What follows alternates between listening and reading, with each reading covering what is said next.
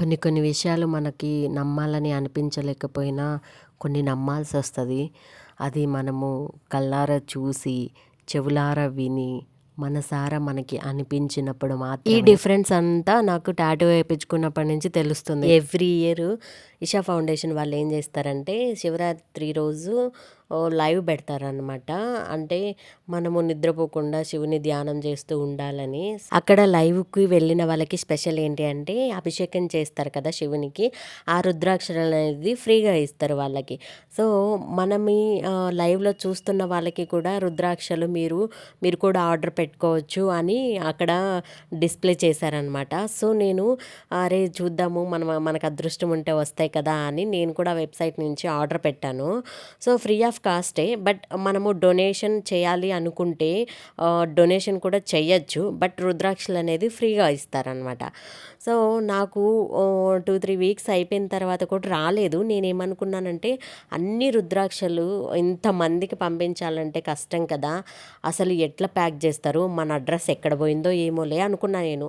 ఆ తర్వాత ఒక మండే రోజు వచ్చింది. కరెక్ట్గా ఎలా పంపించారో తెలియదు కానీ నా దగ్గరకు వచ్చేసరికి అది మండే, సోమవారము ఆదియోగిని అదే ఇషా ఫౌండేషన్ వాళ్ళ దగ్గర నుంచో డెలివరీ వచ్చిందని చెప్పారు. నేనైతే షాక్ అయ్యాను ఫస్ట్.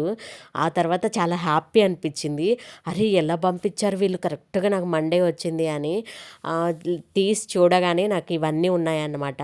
ఇట్లా ఒక స్లిప్ ఉందన్నమాట ఆదియోగి గురించి డీటెయిల్డ్గా. అక్కడ ఫౌండేషన్లో ఏమేమి దొరుకుతాయి అనేది కూడా ఉంది రుద్రాక్షలతో పాటు. సో ఈ తర్వాత రుద్రాక్ష ఒక్కటే పంపించలేదు, మళ్ళీ వాళ్ళు దానితోటి విభూది కూడా పంపించారన్నమాట. విభూది ఇంకా రుద్రాక్షలు వేసుకోవడానికి 2 దారాలు కూడా పంపించారు. ఎంత సెక్యూర్డ్గా, ఎంత నీట్గా ప్యాక్ చేసి పంపించారంటే అసలు నేనైతే నిజంగా షాక్ అయ్యాను, హ్యాపీగా ఫీల్ అయ్యాను. అంటే మీరు అనుకోవచ్చు ఎందుకమ్మా రుద్రాక్షలు డబ్బులు పెడితే బయట రావా అని. అసలు ఎంత డబ్బులు పెట్టినా కూడా బయట మనం కొన్నామంటే ఒక డౌట్ ఉంటుంది. అది దేవుడి విషయంలో అయినా సరే ఇప్పుడున్న జనాలు ఎలా ఉన్నారంటే కల్తీ అనేది బాగా అలవాటు పడిపోయారు. దేవుడి విషయంలో కూడా కల్తీ చేసి పెడుతున్నారు. సో అలాంటి సమాజంలో బతుకుతున్నాం మనము. అలాంటిది ఇషా ఫౌండేషన్ వాళ్ళు అది కూడా రుద్రాక్షలు పంపించారంటే అసలు ఈ రుద్రాక్ష ఎంత పవిత్రమైనదో ఒక్కసారి ఆలోచించండి. అది కూడా శివుని అభిషేకంతో వచ్చిన రుద్రాక్ష ఇది. నేను ఇంకెంత స్పెషల్గా ఫీల్ అవుతాను వీటి గురించి. సో అదన్నమాట.